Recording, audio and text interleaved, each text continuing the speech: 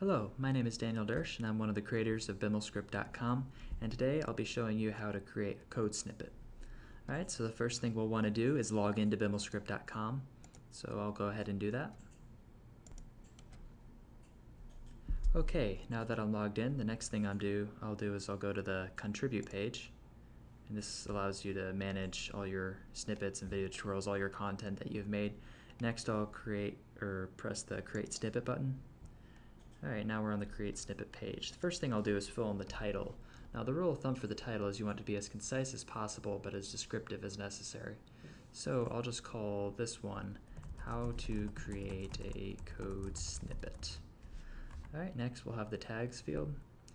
Now each tag is delimited by spaces, so tag 1, tag 2, and tag 3 are each their own tag. If you want to have a multi-word tag, you need to enclose it in quotation marks like this. So this is a multi-word tag.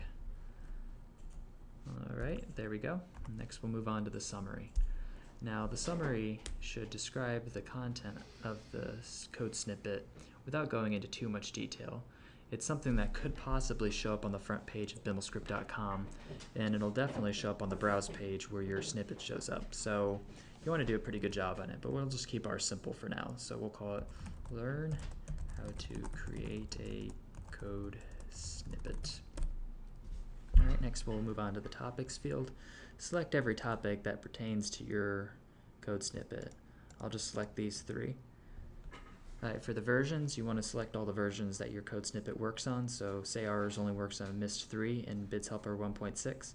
We'll select these two. Alright, now we're into the content area. As you can see with the content area, we have our own editor for it that uses Silverlight, so you will need Silverlight to use it. Download it on your browser. And it has really good IntelliSense, as you can see, annotations, and you can give it as many annotations as you want. Has really good, this is a tag, so yeah, IntelliSense is really good on that, so take advantage of that as much as you can. Keep in mind you can also export the HTML and put it on your own website if you'd like to. The import DTSX and error list are not working quite yet, so that probably won't be out on release, but by the time some of you see this, those features will probably be working as well. And of course you can also zoom in and zoom out on here. Alright, now we're down to the description area. Now this text area is a markup text area, or I'm sorry, markdown text area. So if you know anything about Markdown, you shouldn't have any problem with it. However, if you don't know anything about Markdown, that's fine. It's still not hard to use. If you want to make a heading, you can just type in heading and then highlight it and mark it as a heading. If you want to make something bold, say this text is bold. Highlight it and it'll be bold. And there's also similar ways to add in pictures and links as well. And if you needed to learn more about Markdown, you can also click how to format.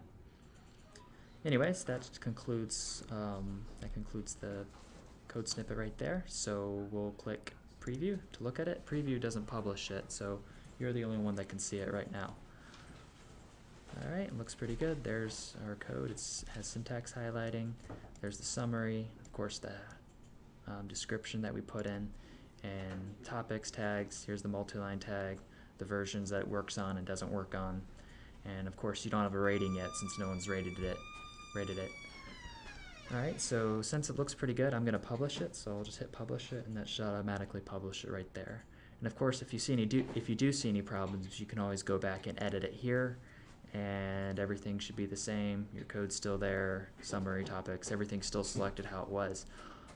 All you have to do is make the changes you want to make. Alright, well, I think that concludes this video, so I hope you learned something.